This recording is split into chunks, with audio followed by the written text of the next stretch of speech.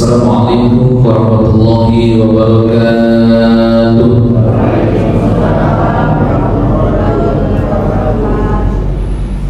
Alhamdulillahirabbil alamin. Asyhadu an la ilaha illallah wa asyhadu anna Muhammadan abduhu wa rasuluh. Allahumma shalli wa sallim wa barik ala sayyidina Muhammad wa ala sayyidina Muhammad. Kembali kita bersyukur kepada Allah. Subuh ini tanggal berapa?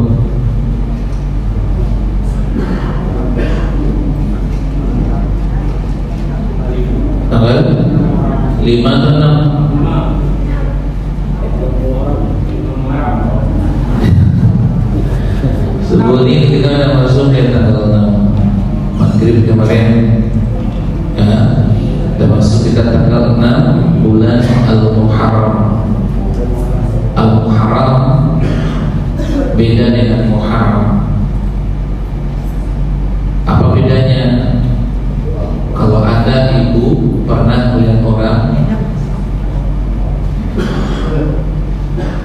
curi, itu disebut Muharram. Ibu pernah berbohong sama suami, itu ibu Muharram. Kalau ada orang mabuk-mabukan, itu disebut Muharram. Ada orang berzina, itu disebut Muharram. Orang korupsi, Muharram, hukumnya haram. Al-Muharram adalah meninggalkan segala keburukan, meninggalkan segala sayyi'at, meninggalkan segala apapun bentuk dosa-dosa. Ketika 1448 Hijrah ini bisa kita tinggalkan keburukan-keburukan kita yang selama ini mudah merusakkan, dibuangnya.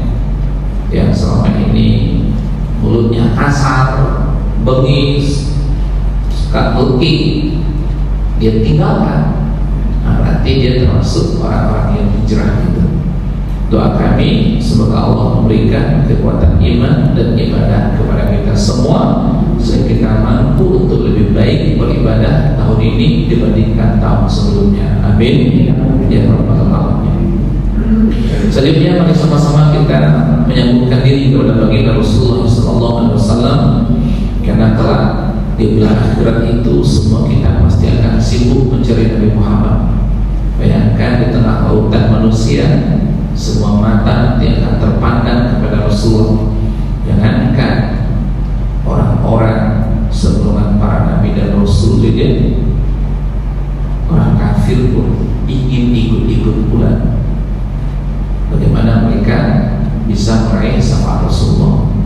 Nah, rumusnya kata Rabi' al-Adawiyah, biar kita tak capek, tak letih berlari kiri kanan daripada masyarakat, maka ringankanlah lisan kita pagi ini tersambung kepada Rasul dua kalimat salawat dan salam bilafaz Allahumma sholli ala sayyidina Muhammad wa ala ali sayyidina Muhammad.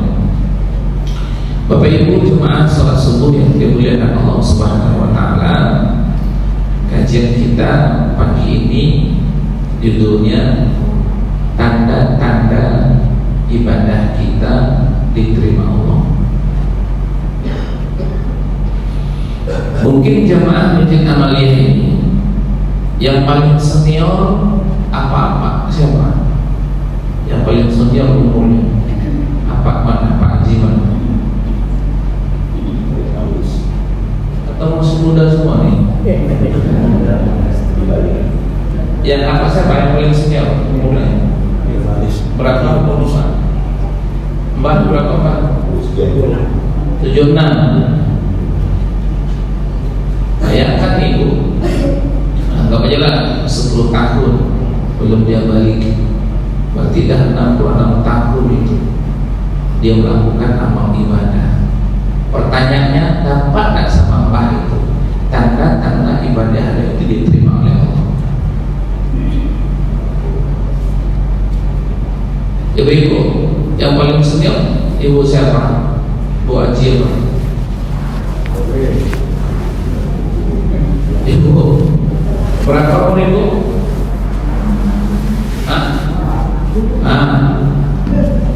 Ada nggak ibu terasa ibadah ibu itu diterima oleh Allah? Nah, ini bahaya nih. Berbahaya Pak. Ya. Nanti kita buka. Ini subuhnya akan ketahuan nih. Ibadah kita diterima Allah itu akan apa? Subuh ini. Bapak Ibu yang dimuliakan Allah Subhanahu wa Ta'ala, ternyata ketika kita melakukan apapun bentuk amal ibadah, yang fardu maupun yang sunnah, itu tidak otomatis langsung diterima. Contoh, apa kita sholat subuh tadi itu belum tentu Pak. Ini dengan ceramahnya belum tentu tembus ke langit nih Pak. Nah ini yang kita takutkan. Saat kita beribadah ternyata gak ada diterima oleh Allah. Ibadah-ibadah yang terbentur langit banyak, tapi ibadah-ibadah yang terus ke langit itu sedikit.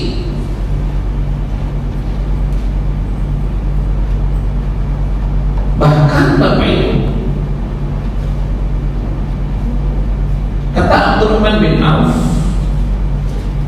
akan ada nanti jemaah masjid Amaliyah ini, mereka itu beribadah hanya dapat balasan di dunia saja. Sholat dia Pak, masjid dia, haji dia, umroh dia, baca Quran dia, tapi dibayar Allah di dunia saja.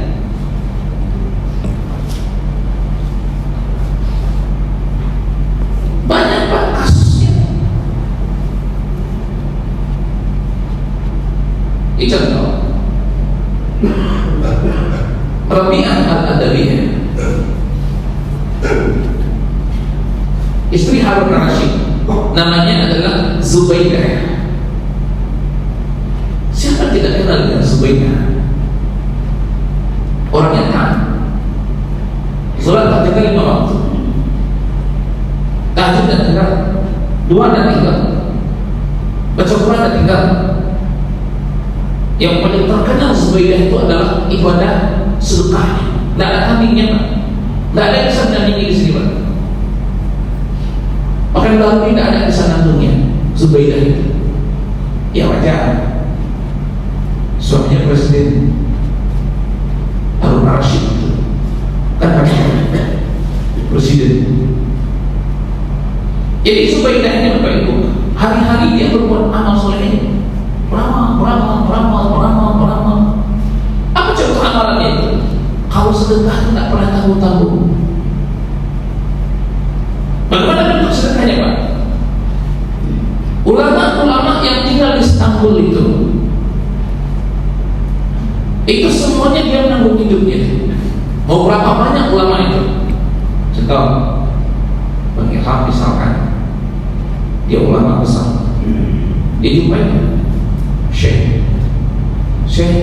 kerja apa? Oh saya ngajar, enggak taklim mana, udah fokus dengan Syekh situ aja terus. Berapapun kebutuhan hidup Syekh sebulan saya penuhi. 40 juta, dia ini duit. Setiap 40 juta, setiap bulannya kasih 40 juta, setiap bulan kasih 40 juta. Kamu apa? Saya imam. Udah, kamu imam aja masjid. Berapa kebutuhanmu? Paling 30 juta lah. Udah, imam aja terus, fokusnya mau imam. Kamu apa aja? Oh Syekh mengajar di pondok. Udah, akhirnya kita berapa kebutuhan kan di pondok kamu di semuanya. Nih, ada orang macam di sini.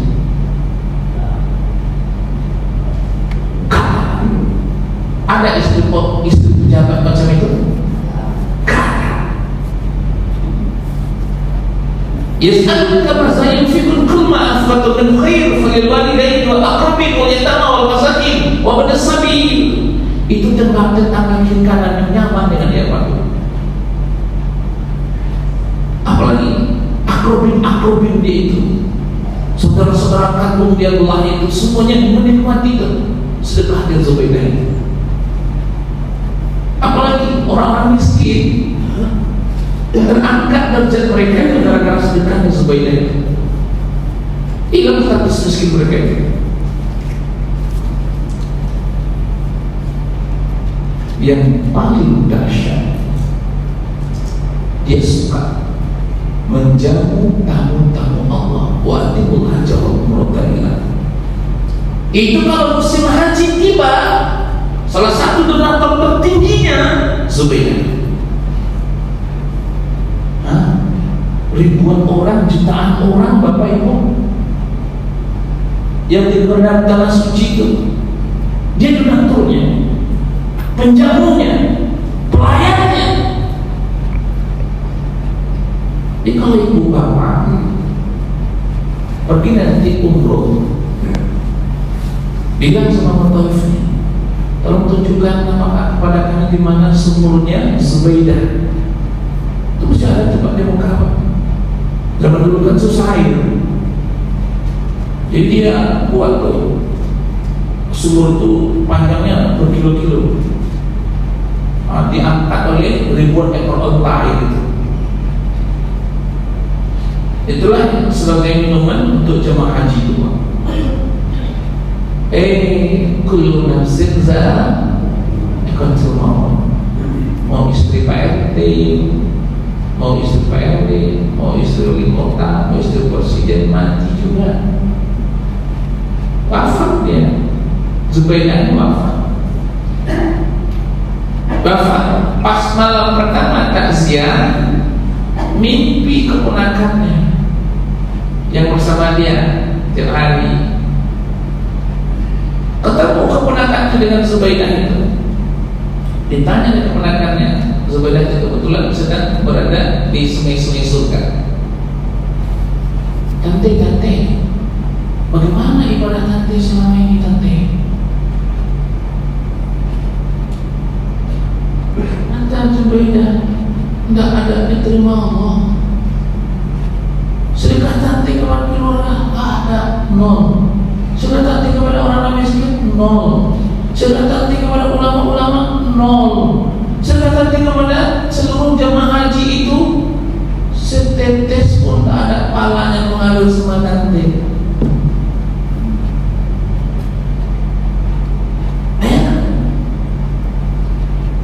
Lalu apa yang menyelamatkan tante? Cuma satu ini. Apa itu? Allah rupanya cinta sama aku. Gara-gara aku tidak pernah meninggalkan salat tahajud setiap malam 2 rakaat. Bayangkan Pak, istiqomah dia terus mengerjakan salat tahajud 2 rakaat, tak pernah tinggal. Cuma yang naik ke langit katanya. Itulah menyelamatkan tante.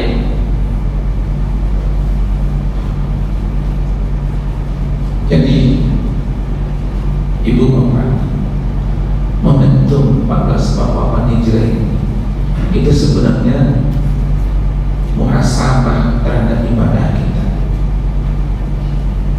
evaluasi terhadap ibadah kita. Ini coba kita cek aja ya, kita cek, bukan maksud untuk menggurui-gurui, kita cek aja ya. Kita cek bersama ibadah kita setahun, kita evaluasi.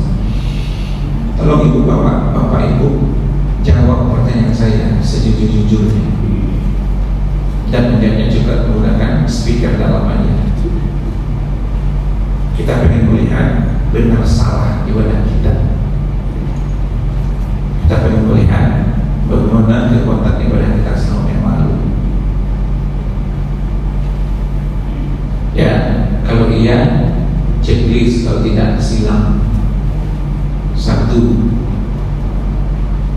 apakah Bapak Ibu setahun yang lalu mengerjakan sholat fardu itu tepat waktu dan berjamaah di masjid? 2, apakah setahun yang lalu Bapak Ibu pernah masbuk? 3, setahun yang lalu apakah Bapak Ibu tahajud setiap malam? 4, setahun yang lalu apakah Bapak Ibu mengerjakan sholat duha setiap pagi? 5, setahun yang lalu apakah Bapak Ibu tak pernah meninggalkan sholat sunat qobliyah ba'diyah? Nah, setahun yang lalu, apakah Bapak Ibu ketika sholat suka menghayal? 7. Setahun yang lalu, apakah Bapak Ibu letakkan sholat agak mengantuk? 8. Setahun yang lalu, apakah Bapak Ibu pernah tidak mengerjakan sholat? 9. Setahun yang lalu, apakah Bapak Ibu mengerjakan sholat fardu itu khusyuk 100%? 10. Cukup 10. Ini sholatnya dulu. Setahun yang lalu, apakah Bapak Ibu paham, mengerti bacaan sholat yang Bapak lakukan? Nah, kira-kira mana jawabannya? Checklist atau silang?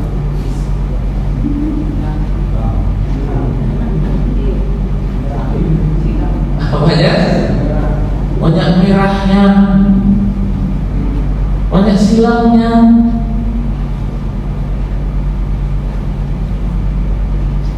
Bayangkan tuh oleh Bapak itu kan masalah itu. Berat itu masalahnya Pak. Nah, hadirin yang dimuliakan Allah Subhanahu wa Ta'ala, apa sih? Nah, maksudnya apa sih tanda-tanda ibadah kita itu diterima oleh Allah? 1. Setelah beribadah muncul rasa takut. Ini penting Pak. Ini cerah di situ. Saya ulangi, kalau ada catat-catatan. Setelah melakukan ibadah muncul rasa takut. Apa dalilnya Pak Ustaz? Quran. Surah apa Pak Ustaz? Bukan surah Al-Mu'minun. Ayat berapa? Ayat 60. Apa kata Allah? A'udzu billahi minasy syaithanir rajim.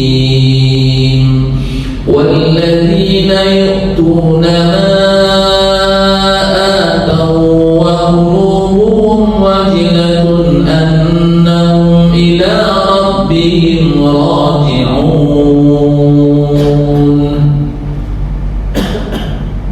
Ketika ayat ini turun Pak, Nabi sampai iklankan. Salah satu yang mendengar ketika itu adalah Aisyah. Aisyah sempat protes Pak terhadap ayat ini. Diprotes keras oleh Aisyah. Suami Nabi itu kan suaminya. Masa ditanya begini, Bang, kok begini Allah tuh?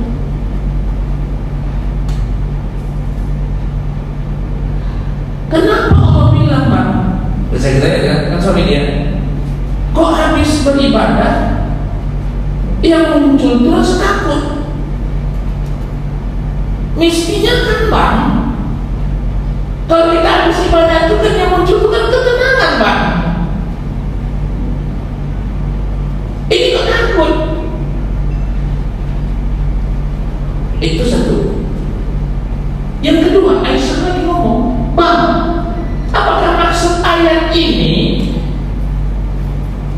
misalkan ada orang ngaku, karena dia takut dosa mampu itu dia sholat dia? Apakah itu maksudnya Bang? Misalkan orang itu misalkan berzina, berzina, karena takut dosa zina itu ke masjid dia Bang, karena takut dia. Apakah orang itu misalkan habis nipu, misalkan dia berjahat, tiba-tiba dia baca Quran Bang, karena takut dia kejahatan itu? Apakah itu maksudnya Bang? Kata Rasulullah, enggak, bukan itu maksudnya Aisyah. Dijelaskan oleh Nabi, sesungguhnya yang diinginkan Allah itu adalah ketika nanti ada orang selesai sholat, habis habis sholat zuhur muncul rasa takut di hatinya. Habis sholat asar muncul rasa takut di hatinya.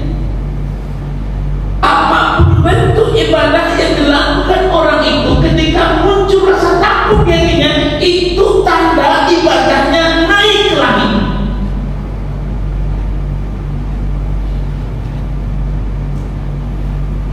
Kita coba bantu. Rasa ini sangat penting. Rasa takut itu sangat penting. Selama ini kan yang terjadi ketika kita selesai menaikkan sebuah ibadah, yang muncul itu sama kita rasa pede. Ini bahaya nih Pak.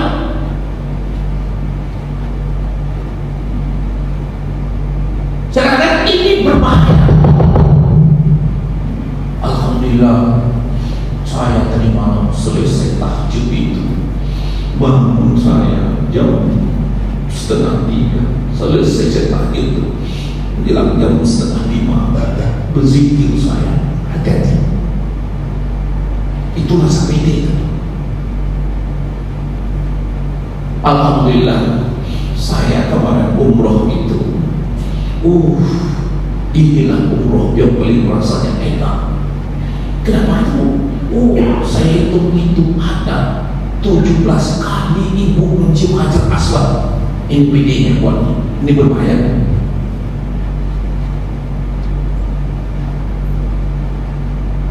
Alhamdulillah, di umur nenek ini udah 63.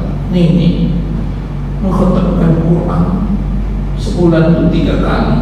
Ada itu kepedean. Itu berbahaya itu Pak.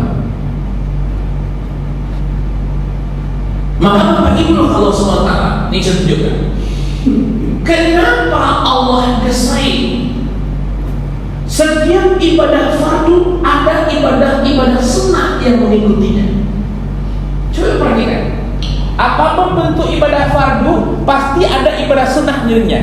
Sholat ada ibadah sunnah mengikutinya, bahkan sebelum dan sesudah. Kenapa kok diginikan oleh Nabi? Ternyata ibu bapak, ketika ada ibadah fardu Allah perintahkan, lalu kita kerjakan, dan sebelumnya ada juga sunnah, dan setelahnya ada sunnah. Ini menunjukkan supaya hati kita muncul rasa takut Pak. Contoh, Bapak Ibu ada salat qobliyah subuh tadi berapa rakaat? Kenapa ibu mengerjakan qobliyah subuh? Kenapa ibu kerjakan qobliyah subuh? Jawabannya adalah karena kita takut ketika kita menunaikan ibadah subuh tadi, sholat subuh tadi, ada cacatnya Bapak Ibu.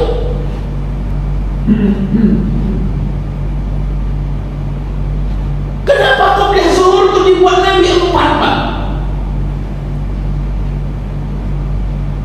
Karena dia tahu Bapak Ibu, nanti kalian zuhur itu suka menghayal. Ada ibu sholat zuhur menghayal? Ada ibu sholat yang menghayal, suka menghayal? Ada? Mana orangnya?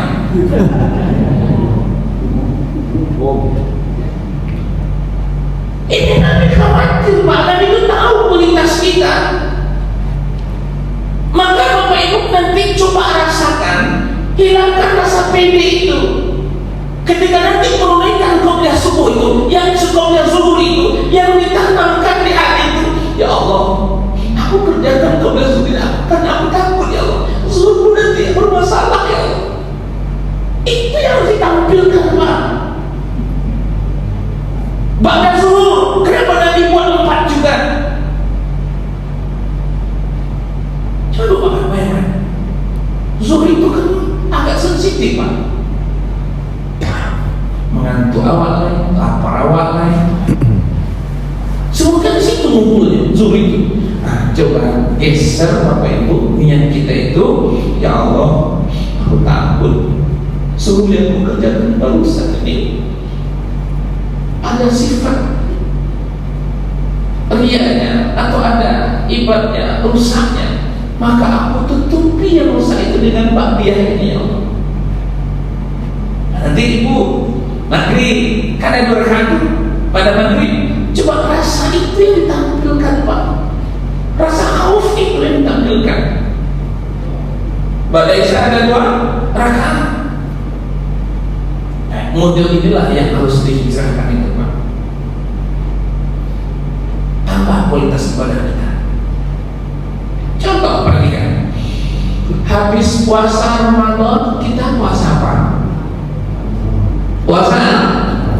Kenapa itu diajarkan Nabi? Kenapa kok diletakkan Nabi puasa 6 di Syawal itu?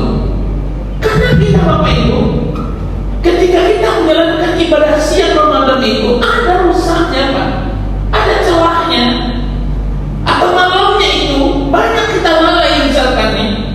Nah, ya Allah, aku mengerjakan puasa 6 nih ya Allah, karena aku yakin itu tuh ibadah Ramadan ku ada rusaknya, maka tutupilah ya Allah dengan 6 ini. Zakat wajib kan? Di bawahnya ada sedekah, ada infak. Itu dia didesain. Nah, Bapak Ibu, mulai hari ini hilangkan rasa pede Pak. Hilangkan. Ya, kita ambil contoh.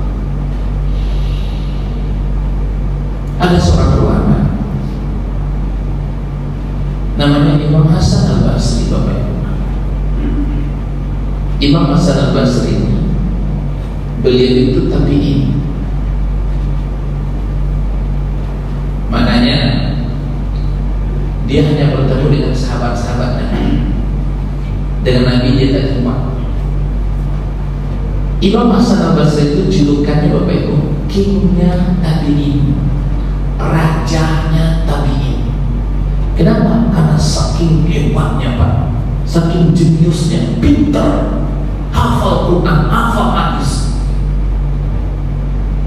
Itu sangat dekat dengan Allah Pak. Jadi kalau dia itu memberikan tazkirah, setiap dia Bapak Ibu memberikan ceramah, ini contoh dia. Ya, dalam diulang ceramah di sini. Assalamualaikum warahmatullahi wabarakatuh. Contohnya, Alhamdulillahi Rabbil Alamin. Itu baru sedikit memuji Allah, langsung tertunduk depan wajahnya.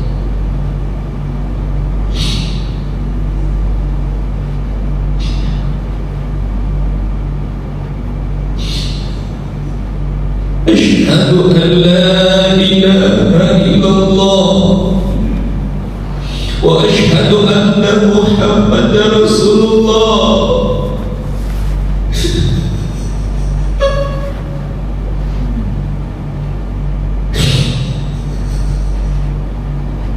Allahumma salli ala Sayyidina Muhammad.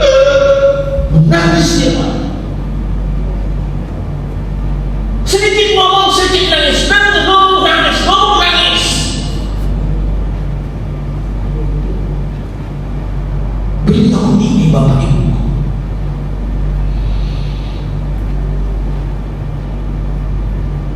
itu saking dekatnya dengan Allah, nggak dibuat-buat itu Pak. Pernah Ibu mendengar Ustaz ceramah nangis kayak itu? Selama ini Ibu di sini pernah ada Ustaz kita ceramah nangis, belum kita jumpai Pak. Nah, tahu Bapak Ibu Allah SWT, beliau ini Imam Hasan Al-Basri di Bapak Ibu, hobinya nangis.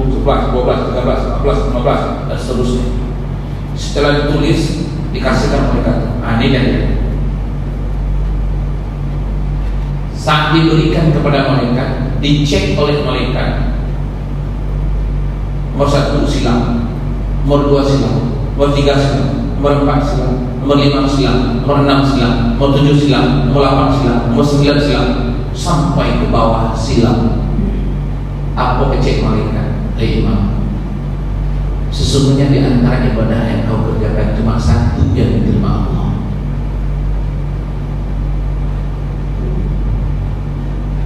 Apa itu? Dulu waktu kamu menulis kitab, tiba-tiba datang seekor lalat, hinggap.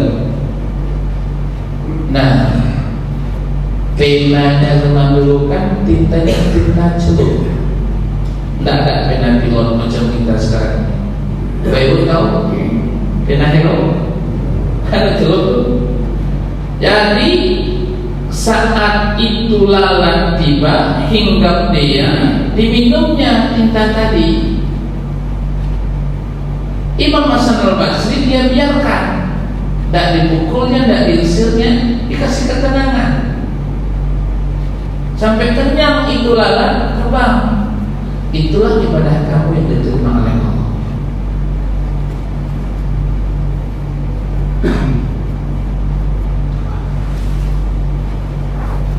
Jadi tanamkanlah rasa takut ketika apapun ibadah yang kita lakukan. Takut kita sholat kita tidak diterima, takut kita baca Quran kita tidak diterima.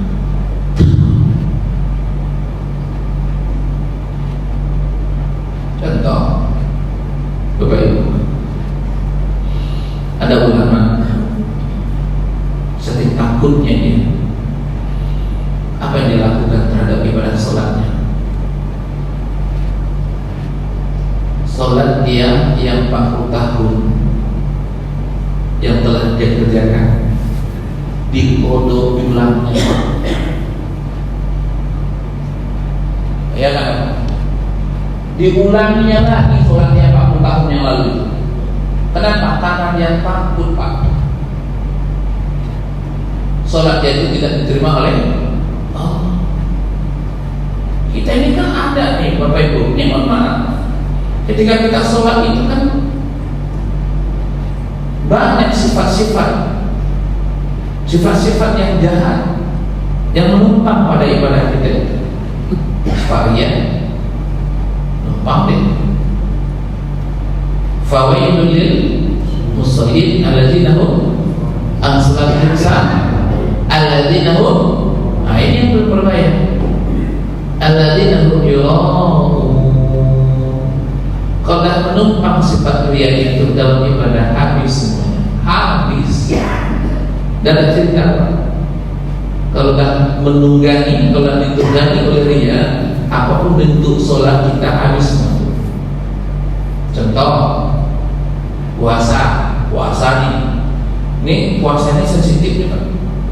Puasa ini misalkan pas makan siang teman ngajak untuk makan siang nih, ada kebetulan 5 orang, kata Pak Haji itu, kita makan siang yuk di rumah makan sana. Nah, di antaranya di 5 itu ada satu yang puasa. Yang puasa ini terlintas di hatinya, mudah-mudahan adalah yang ajak aku nanti. Ketika dia ajak aku bilang ana shaum, aku lagi puasa. Jadi dia berharap, Pak, di hatinya itu ada yang bertanya. Kalau ada sifat seperti itu riya udah masuk. Itu bahayanya. Di Imam Atta memberikan hikmah kepada kita, Pak. Imam Atta ini, Imam Atta As-Salami, saya juga sebagai seorang ulama, beliau juga pedagang, Pak. Imam Atta ini pedagang di kota Madinah. Jadi di toko dia itu yang dia jual tuh barang-barang branded aja, bahasa kita sekarang, barang-barang yang mahalnya, yang kelas-kelas, high class semua barang-barang yang dijual itu. Suatu hari datang pembeli ke toko dia. Nah, pembeli ini masuk, dia pilihlah pakaian-pakaian yang menurut dia cocok, kan, cocok warnanya, cocok ukurannya, cocok modelnya. Nah, pembeli ini dia pilih berapa banyak pakaian, selesai pergi ke kasir, dibayar. Ini berapa, sekian. Nah, pembeli ini habis itu pulang ke rumahnya. Ngapain pulang ke rumahnya? Mencoba atau mengetes pakaian yang baru dibeli. Kalau ibu-ibu beli pakaian biasanya dites lagi tidak di rumah? Dites lagi tidak? Dicoba lagi tidak? Ibu mencobanya di depan kaca atau di depan ajur?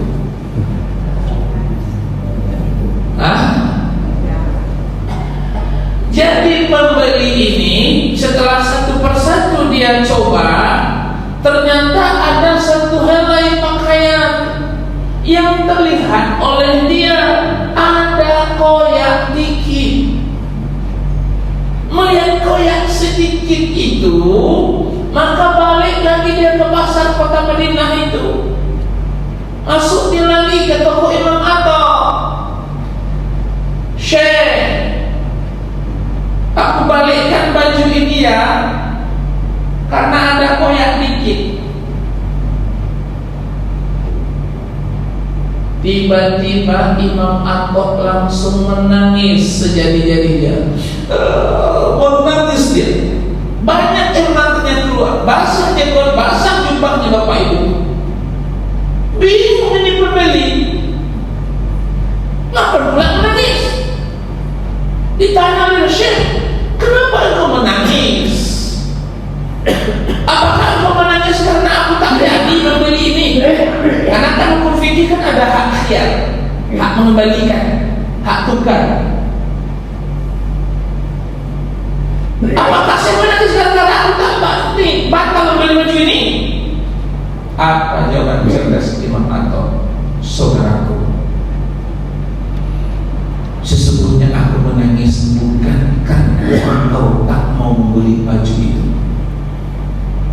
akan tetapi yang aku tangisi adalah bagaimana kelak demi akhirat ternyata ibadah sholat yang selama ini kukerjakan ada cacatnya. Bagaimana mungkin sholatku diterima oleh Allah, puasaku ternyata ada cacatnya, baca Quranku ada cacatnya, sedekahku ada cacatnya.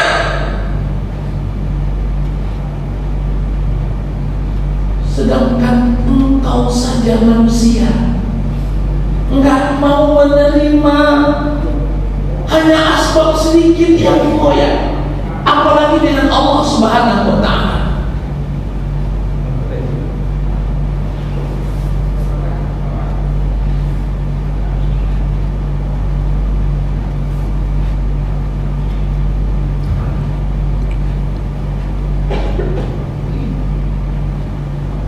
Jadi Bapak Ibu,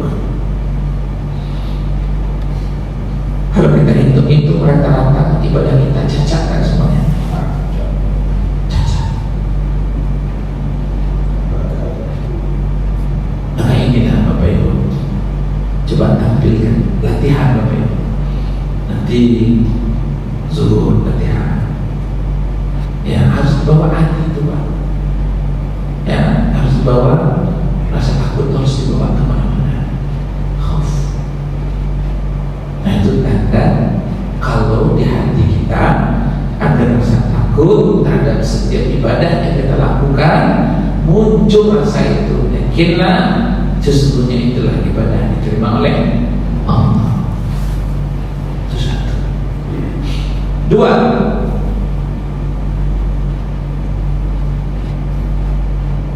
tanda ibadah kita diterima oleh Allah adalah diberikan Allah kemudahan untuk melakukan ibadah selanjutnya. Dalilnya mana? Quran surah Al-Lail wal-laili idza yaghsha, di ayat ke-7-nya. Nah ini enak dipakai ayat ke-7-nya. Al-Lail. A'udzu billahi minasy syaithanir rajim.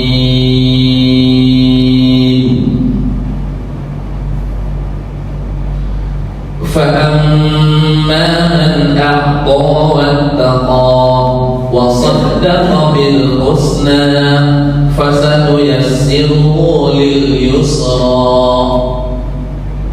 Adapun orang-orang yang memberikan atau berinfak hartanya di jalan Allah dan bertakwa, wasaddaqa bil husna, dan membenarkan adanya pahala yang terbaik di surga, yakin mereka Allah akan balas dengan surga.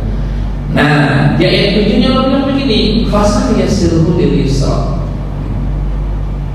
maka kami akan memberikan kemudahan kepada mereka untuk melakukan amal ibadah. Contoh ringan aja Bapak Ibu bangun tahajud di malamnya, meskipun hanya doakan, diberikan Allah kemudahan.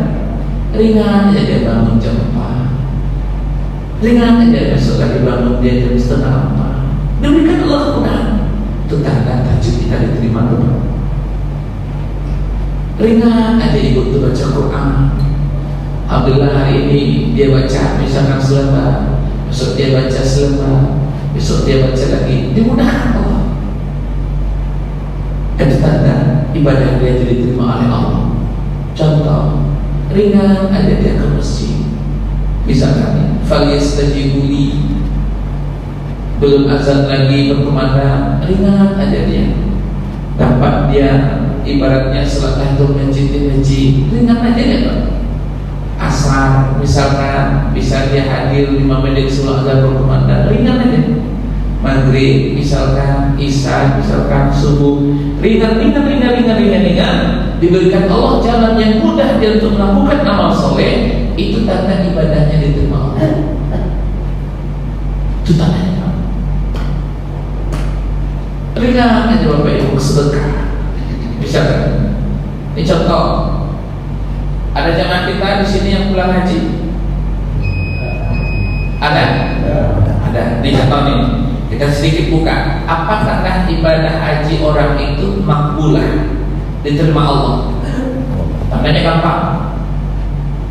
Setelah balik dia ke Pekanbaru, ada sebagai Allah perubahan yang drastis pada dirinya. Ingat, kota Mekah Madinah itu bukan tempat, tapi secara filosofi Mekah dan Madinah itu adalah pola hidup. Mekah Madinah itu adalah gaya hidup. Contoh, ketika dia berada di sana di tanah suci itu, semangatnya tinggi untuk melakukan ketaatan di tanah suci itu. Atmosfer imannya meningkat di sana. Gak mau dia terlambat ke masjid, ibadahnya terjaga di tanah suci.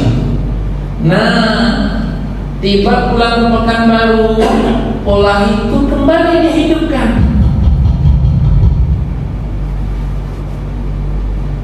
Nah, kalau dia lagi terlambat, coba usahakan Bapak Ibu, jangan pernah Bapak Ibu terlambat sholat fardu itu. Coba targetkan 1408 Hijriah ini, jangan pernah masbuk.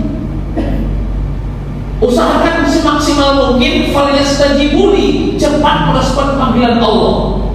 Ya kalau ada jemaah haji itu gaya hidup di Mekah Madinah, dia bawa ke Pekanbaru ini, itu tanda ibadah haji terima Allah. Yang dulunya mohon maaf mulutnya kasar, wa idza khatabahul jahilun, misalkan tiba-tiba berubah jadi sapannya, sentutnya, lembutnya ucapannya, itu tanda. Jadi sifat-sifat jahat dia itu ditinggalkan di sana. Yang dia bawa sifat takwanya. Yang dulunya ibadahnya berantakan, pulang dari haji umroh terus serapi berada itu Pak. Yang dulu tak pernah nyentuh Quran, pulang dari umroh haji sentuhnya Quran, bacanya Quran. Itu tanda diberikan Allah fasad yasirul yusra, diberikan Allah kemudahan untuk melakukan amal ibadah. Pak Bu,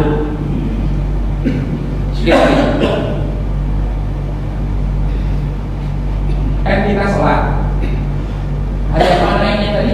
Sholat kita itu ke langit Senin dan Kamis. Jadi ini hari Ahad ya, besok kan sore naik itu ibadah kita. Ketika ibadah kita itu misalkan nih, berarti Kamis ke Senin, ada berapa hari kita ibadah tuh? Ya kan? Jumatnya kita ibadah, Sabtunya kita ibadah, Ahadnya kita ibadah, ya kan? Nah, besok subuh nanti kita ibadah, zuhur kita besok ibadah, asarnya naik kan itu. Saat naik ibadah kita itu diterima Allah maksudnya.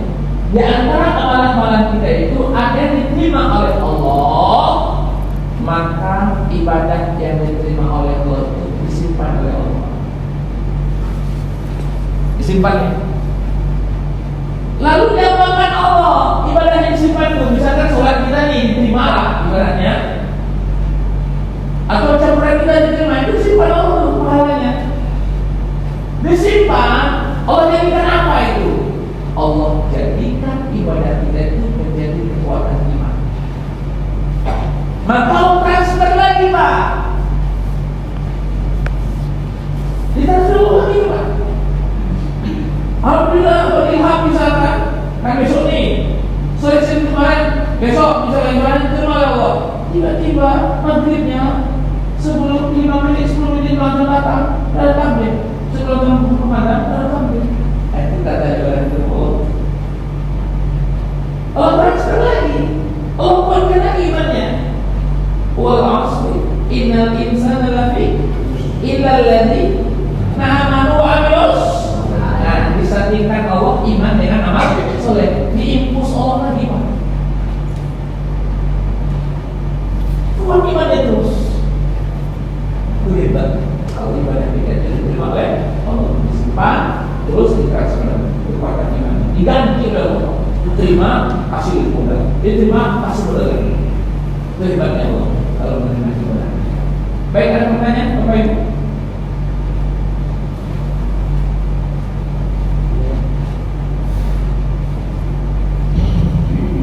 Baik, kalau nggak ada, paham ya Bapak Ibu ya? Bisa Bapak Ibu paham? Nah, munculkan satu rasa takut. Itu harus latihan itu, rasa takut itu. Ya, yang kedua, kalau Bapak Ibu diberikan Allah kemudahan, itu tanda iman terus ditransfer Allah.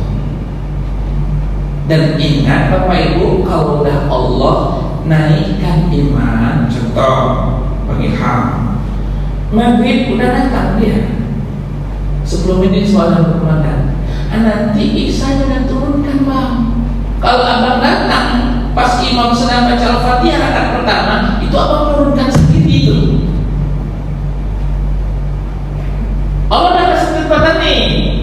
Misalkan nih, kita udah baca Quran, misalkan nih, hari ini baca Quran kita, besok Allah tak baca lagi. Nah, berarti kan menurunkan sendiri itu, membuang sendiri. Padahal Allah kasih impus,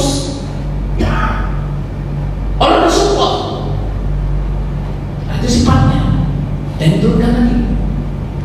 Jaga ya. Baik, mudah-mudahan kami doakan semoga Allah selalu menggenggam ubun-ubun kita Pak.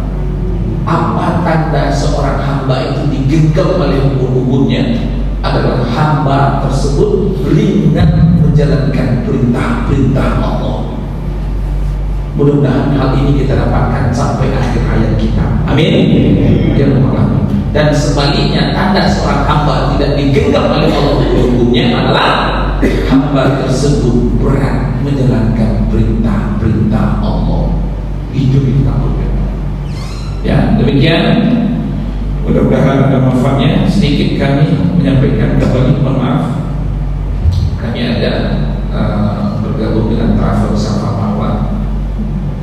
Ada umroh VIP. Kita kelasnya VIP. Jadi umroh kita ini kelas VIP itu Bapak Ibu harganya paling murah dibandingkan travel-travel yang lain. Ya, kita hanya 39.500. Bapak Ibu cek, boleh travel yang itu rata-rata di atas 40, ada buat 43, ada buat 46, bahkan ada travel itu 54,9. Boleh cek. Fasilitas kita, satu hotel kita bintang 5 Mekah Madinah. Di Mekah kita di samping Tower Center. Kalau di Madinah kita Golden Tulip. Yang pesawat kita pesawat internasional, tidak ada pesawat lokal kita. Kita berangkat pakai Saudi Airlines. Yang ketiga kita berangkatnya dari Jakarta ke Jeddah.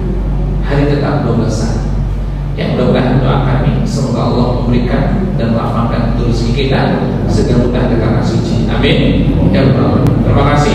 Assalamualaikum warahmatullahi wabarakatuh. Waalaikumsalam.